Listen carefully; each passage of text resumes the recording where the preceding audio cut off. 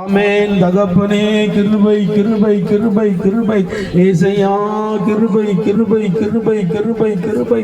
தகப்பனே நன்றி நன்றி நன்றி நன்றி நன்றி நன்றி. அப்பா கிருபை கிருபை கிருபை கிருபை கிருபை. ஏசையா நன்றி பலி நன்றி பலி. ஓ ஆண்டவர் நம் நடுவு அசைவாடி கொண்டிருக்கிறார்.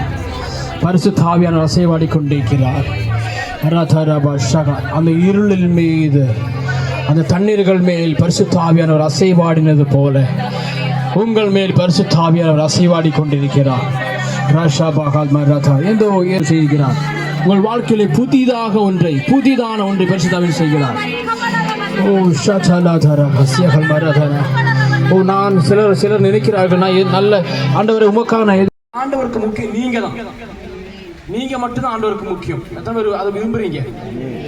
கவனிக்க அந்த மத்தையும் இவர் வாராரு, இவர் திடீர்னு வந்து இவர் யாரை நினைக்கிறார். ஆனால் ஒன்றும் யோசிக்காம கை இருக்கிற பணப்பையை கூட யோசிக்காமல், அந்த பணப்பை கையில் இருக்கு நிறைய நல்லா பிடிக்கி வாங்கின காசு பையில் இருக்கும், அதெல்லாம் தூக்கி போட்டான். அந்த ஒரு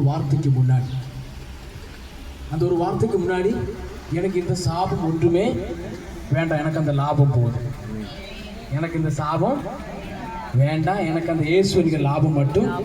எத்தனை பேருக்கு அந்த லாபம் வேணும்? இல்லைங்க, அது ஆண்டவர் தரப்போறார் உங்களுக்கு. எனக்கு அந்த சாபமே வேண்டாம், எனக்கு சாபம் வேண்டாம். அந்த சாபத்தை முறியடிக்கிறவர்களுக்கு போதுமா? அவர் ஜஸ்ட் க்ளோஸ் பண்ணி போகிறோம், நீ என்னை பின்பற்றி வா, எல்லாத்தையும் தூக்கி போட்டு வந்துட்டான். இவருக்கு கிடைத்த வெளிப்பாடு ஒரு ரெவலேஷன். அதான் இவர் ஒரு தேவ குமாரன். அது வசனம் சொல்லுது இம்மானுவேல் போட்டிருக்கு. என்ன இவர் இயேசு என்னோடு, கர்த்தர் நம்மோடு. என்ன கர்த்தர் நம்மோடு. இதே வார்த்தை கடைசியில் சொல்லுவார்.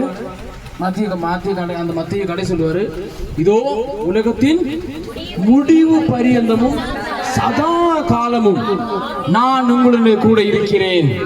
இந்த வார்த்தை முதல் வார்த்தை சொல்லுது இம்மானுவேல். அந்த வார்த்தை ஆண்டவர் என்ன பண்ணுவாரு? இந்த ரெவலேஷன் யாருக்கு கிடைச்சது? மத்தேயுக்கு கிடைச்சது. எப்படி?